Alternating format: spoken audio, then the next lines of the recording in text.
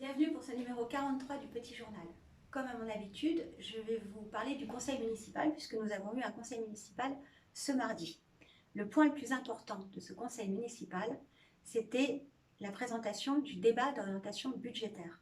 Le débat d'orientation budgétaire, c'est un document qui fait le bilan financier de la ville sur l'année écoulée et qui dresse les perspectives budgétaires d'investissement en particulier pour l'année qui viendra. En ce qui concerne le bilan, nous avons acté la poursuite de la gestion rigoureuse de la ville en ce qui concerne les charges de fonctionnement, tout particulièrement les charges générales et les charges de personnel qui n'augmentent quasiment pas, et la poursuite également du désendettement de la ville qui permettra dans les années à venir pour Avon de mener une politique d'investissement encore plus ambitieuse. Ce document d'orientation budgétaire, en ce qui concerne les perspectives, eh bien, comme nous sommes en année électorale, sur 2020, nous nous sommes contentés, bien sûr, de simplement parler des investissements qui sont en quelque sorte les coûts partis, autrement dit, ceux pour lesquels l'argent en investissement sera nécessaire dès le début de l'année 2020.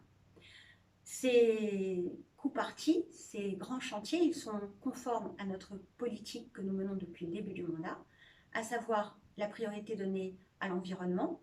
Ainsi, nous avons inscrit des crédits pour la poursuite du déploiement des pistes cyclables, mais également pour le marché de performance énergétique qui nous permet déjà d'avoir un éclairage beaucoup moins énergivore.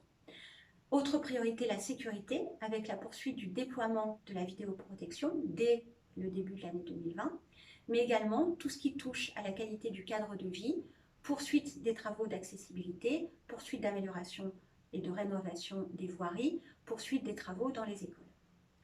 Le débat d'orientation budgétaire a été acté par le conseil municipal à la quasi-unanimité à 2 abstentions près.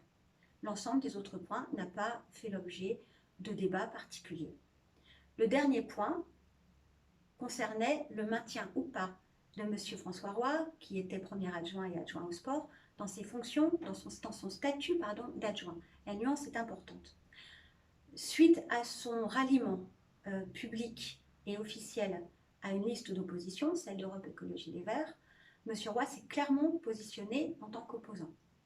En tant que maire, je ne pouvais donc pas lui maintenir mes délégations, ça aurait été totalement contradictoire. Néanmoins, M. Roy souhaitait absolument être maintenu dans son statut d'adjoint, même sans délégation, et donc revendiquer son appartenance poursuivie à la majorité. Dans ce cas, c'est au conseil municipal de statuer par un vote pour le maintien dans un statut, et non pas, là encore une fois, comme je le disais, dans des fonctions qui, elles, ne relèvent que du rôle du maire.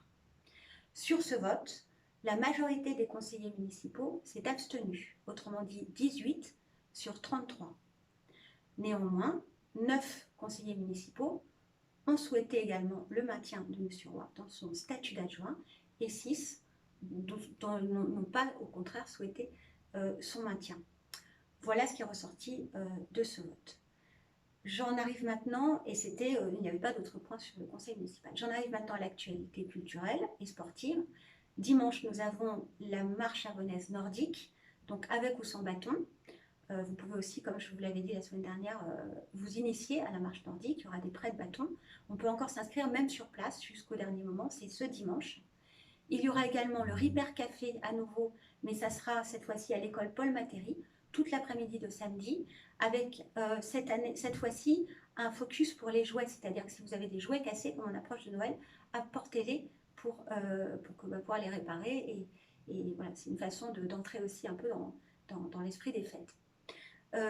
Mardi, connaissance du monde, 2 séances, une l'après-midi, une en soirée à la maison dans la vallée. Et puis, en ce qui concerne, pour terminer, la politique culturelle, nous aurons le concert de l'école de musique, mais ça sera la semaine prochaine, je pourrai vous en reparler. Je vous souhaite une bonne semaine.